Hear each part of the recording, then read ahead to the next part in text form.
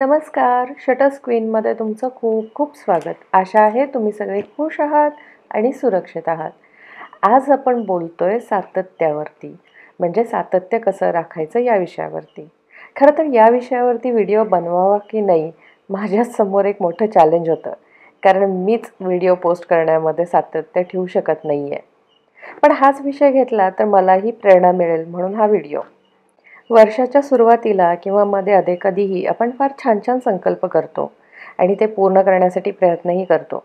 पण मध्येच काहीतरी होतं आणि संकल्प पूर्ण होत नाहीत. म्हणजेच आपण कन्सिस्टंट राहत नाही.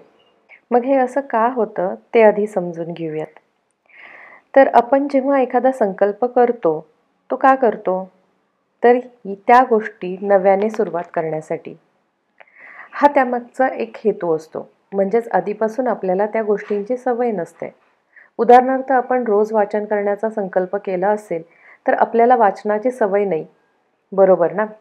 आणि ती सवय लावून घ्यायची आहे म्हणून आपण संकल्प करतो, की मी रोज एखादी नवीन गोष्ट वाचणार किंवा एखादं पुस्तक वाचणार.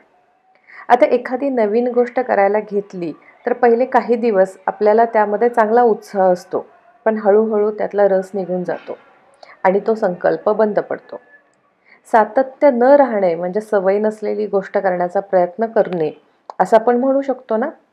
तो छोटासा जो ब्रेक असतो, तो ब्रेक छोटासाच राहून पुन्हा आपण त्या गोष्टीची सुरुवात करणं, याला आपण सातत्य म्हणू शकतो.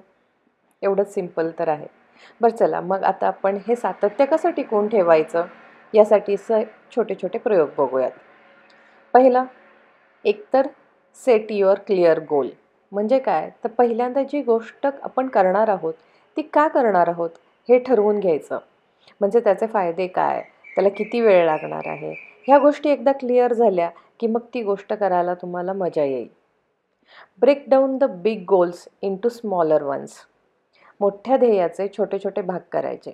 म्हणजे रोज एक पुस्तक वाचायचा संकल्प असेल, तर त्या पुस्तकाचे सोयीने भाग पाडायचे.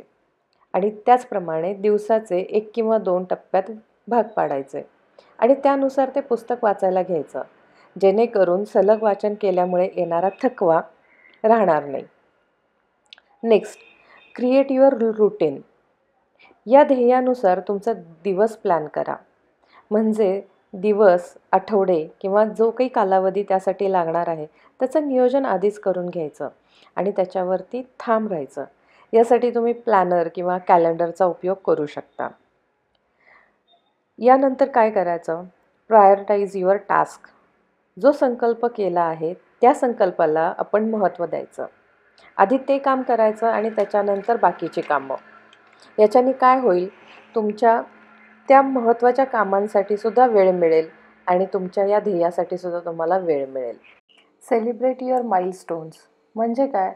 तर आपलं जेव्हा छोटं-छोटं ध्येय पूर्ण होतं, जे आपण पहिल्यांदा पार्ट केलेत पुस्तकाचे, ते जेव्हा पूर्ण होतात, त्यावेळी त्याचा पूर्ण आनंद घ्यायचा आणि स्वतःला सांगायचं, की तू हे अचीव्ह केलं आहेस आणि ते सेलिब्रेट करायचं.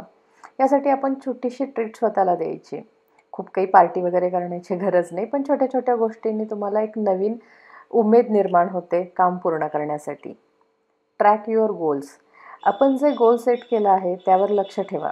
जरी एखाद दुसरा दिवस मिस झाला तरी पुन्हा जिथं थांबला होतात तिथूनच सुरुवात करा. म्हणजे परत पहिले पाढे 55 होणार नाही.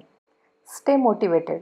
एखादी गोष्ट सुरू केली आणि त्यात जर खंड पडला तर सहसा ते काम आता आपण पुन्हा करू शकत नाही किंवा आपल्यात ते पूर्ण करण्याचं सामर्थ्य नाही असं ठरवूनच टाकतो. ती गोष्ट सोडून देतो. असं न करता त्यासाठी स्वतःला थोडीशी प्रेरणा द्यायची. एखादं पॉडकास्ट किंवा एखादं वेगळं छान मोटिवेट करणारं पुस्तक किंवा एखादं कोट वाचायचं, जेणेकरून आपल्याला परत त्या गोष्टीपासून सुरुवात करता येईल. Create positive environment. आपल्या संकल्पाला पूरक असं वातावरण आपणच तयार करायचं आणि वेळोवेळी त्या वातावरणासाठी लागणारी आवश्यक त्या गोष्टींमध्ये बदल करण्यास सुरुवात करायची किंवा गरज असलेल्या गोष्टी तिथे करायला सुरुवात करायची. एखादी अरेंजमेंट चेंज करा किंवा एखाद्या काम करण्याच्या ठिकाणी छान फुलं वगैरे असं ज्यांनी तुम्हाला प्रसन्न वाटेल अशा गोष्टी तिथे ॲड करण्याचा प्रयत्न करा. Overcome the obstacles. आपण जेव्हा एखादी वेगळी गोष्ट करत असतो, किंवा एक नवीन गोष्ट शिकण्याचा प्रयत्न करत असतो तेव्हा त्यात अडचणी ह्या येणारच. हे आपण गृहीत धरूनच आपलं काम सुरू करायचं आणि त्या अडचणींवर कशी मात करता येईल याचा आपण प्रयत्न करायचा.